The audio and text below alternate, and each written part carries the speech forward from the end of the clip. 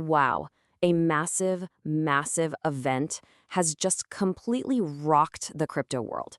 We're talking billions of dollars wiped out in just a few hours. So what on earth just happened? We're going to break down this historic crash of 2025, look at all the forces that caused it, and then try to figure out what could possibly come next.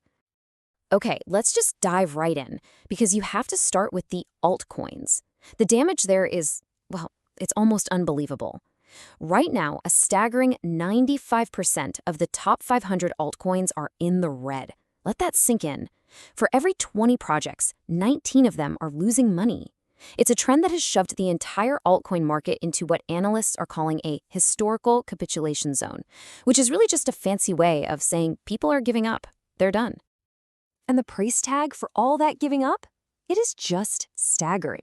In one single brutal 24-hour window, over $19 billion was liquidated. And this wasn't just a few big hedge funds. This hit 1.6 million individual traders all across the globe. It's a number so big it's hard to even wrap your head around it. It was a massive forced reset of the entire system. Now, to get a sense of the human side of all this, you just have to look at the Crypto Fear and Greed Index. It has absolutely crashed to a score of 18. Now, anything below 25 signals extreme fear. So, yeah, this is one of the lowest readings we've seen in months. This isn't just numbers on a screen. It's a measurement of pure, raw panic gripping traders. So that widespread panic created this huge domino effect across the whole market. Now that we have a sense of the sheer scale of this, let's really break down the damage, starting with the one asset at the absolute center of it all, Bitcoin. So while the altcoins felt the most pain, it was Bitcoin's fall that really pulled the trigger. It dropped 23% from its peak of over 126 grand, but the real psychological gut punch, that was smashing through the $100,000 support level. For months, that number was this big, symbolic floor. Watching it just break, well, that's what unleashed the market-wide panic. But there's a really clear divide here. While Bitcoin is definitely hurting, almost 70% of its total supply is still technically profitable, which is kind of acting like a lifeboat. Now, compare that to altcoins, where less than 20% of the supply is in the green. It's just a stark reminder that in a crisis, the market treats Bitcoin and, well, everything else very, very differently. But here's the catch. Here's the really scary part. Even though a lot of the total Bitcoin supply is profitable, all the newer money is in serious, serious trouble. Almost everybody who bought Bitcoin in the last 5 months is now underwater. And this creates this immense psychological pressure, and it raises a terrifying question. Will these new holders be forced to sell? So yeah, those external factors were the spark, but the crypto ecosystem itself? That was the powder keg, just waiting to explode. So now we're going to look at the internal mechanics that turned what could have been a bad day into a truly historic crash. To really get what happened, you have to understand this term liquidation cascade. Look, imagine a long line of dominoes. The first price drop knocks over the first one. That's a trader with too much leverage getting automatically sold out. That sale pushes the price down just a little bit more, which is just enough to trigger the next trader's liquidation. That's the next domino. This chain reaction is exactly what made the crash happen so violently. Now this is maybe the most worrying sign of all. For years, the story in crypto has always been that the long-term holders, the true believers, they never sell. They just stack sats, they accumulate. But this crash was different. For the first time in a long time, even the most dedicated holders started moving their coins, creating a wave of supply the market just could not absorb. And the scale of that shift was absolutely massive. In just 30 days, 815,000 Bitcoin held by these long-term accounts were moved back onto the market. That is the largest wave of distribution from this group since way back in January 2024. These are coins that haven't moved in years, suddenly flooding a market that was already completely panicked. So with all this selling pressure and all these cascading liquidations, it leads to a pretty natural question, right? Where exactly did the system break down? The data gives us a very, very clear answer.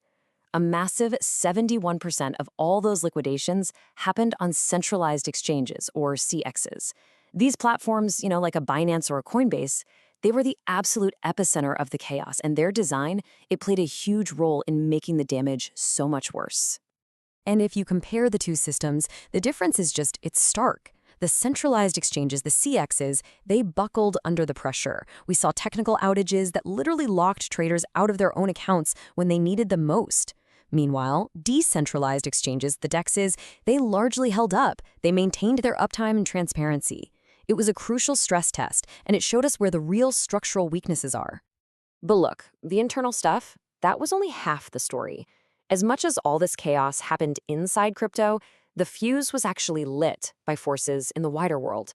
It's a pretty harsh reminder that, no, crypto does not exist in a vacuum. This whole thing really started back in October, when the announcement of 100% tariffs on Chinese imports basically reignited the trade war, and that sent a shockwave through all global markets. That uncertainty caused liquidity to tighten up everywhere by November. And here's the crucial part for crypto. Bitcoin completely failed its test as a safe haven. Instead of holding its value, it traded just like a high-risk tech stock, and it fell right alongside the Nasdaq as investors just fled from anything they saw as risky. Okay, so we've diagnosed the problem. Now, let's pivot to the practical side of things. For anyone still in these markets, the big question is, how do you survive this? So let's look at the key price levels that traders are watching and some fundamental strategies for managing risk. So this chart kind of cuts through all the noise and just shows us the battlefield. The key floor that absolutely needs to be defended is around $93,600. If that breaks, the next major support is way down at $85,000. Now, on the flip side, for any hope of a real recovery, Bitcoin has to reclaim that crucial $100,000 ceiling. These are the lines in the sand right now. For anyone trying to navigate this chaos, it all comes down to risk management. And experts really point to 3 fundamental steps. First, use stop-loss orders. You have to define your exit point before things go wrong. Second, diversify, so all your eggs aren't in one basket. And third, you have to pay attention to both the market sentiment and that bigger macroeconomic picture we just talked about. And that brings us to the final and really the most important question of all. Where do we go from here? After a historic crash like this one, what does the future possibly hold for crypto? So here is a fascinating and kind of counterintuitive take from Matt Hogan over at Bitwise. He actually argues that this crash, as painful as it is, might be a good thing for the long term. His logic is that a massive face-melting rally late in 2025 would have guaranteed a bear market in 2026. So by getting all the pain over with now, he believes the market has a much healthier foundation for some significant growth next year. And this really highlights a huge shift that's happening just under the surface. The original crypto-native investors, well, they're disengaged. They're beaten down, as Hogan says, by years of collapses like FTX.